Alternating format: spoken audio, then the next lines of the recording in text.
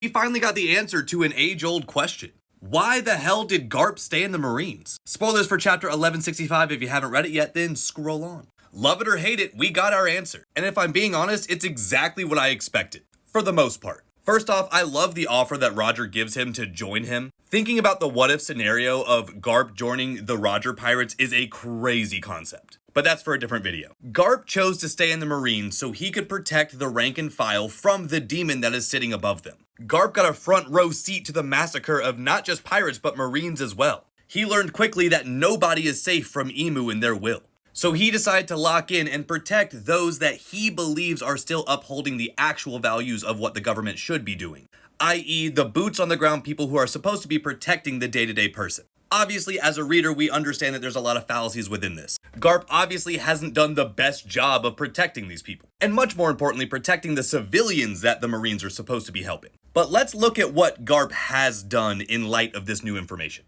These two characters are the best thing to come out of Garp making a decision like this. Stay with me here. Garp helped train Kuzan. While Kuzan is in fact government scum, he also lives within this gray area. And this gray area is necessary for this story to be where it is today. Kuzan was at the buster call of O'Hara. And while on one side he did this to our boy Saul, breaking little Robin's heart, he also made the choice to let her go. But we end up getting yet another interesting moment between him and Robin, where once he sees that she has found a home with the Straw Hats, he makes a choice yet again to go against the government's wishes and let her continue on. If this didn't happen, the Straw Hats would not have made it where they are today. Plain and simple, the story's over. But Kuzan continues to live within this insane gray area, eventually joining Blackbeard, and of course resulting in this moment with Garp. But interestingly enough, all of Garp's mistakes are consistently put in his face. Having to sit front row and watch Ace get executed. Having his morals directly challenged, or maybe a lack of morals. And then looking at yet another man that he trained himself,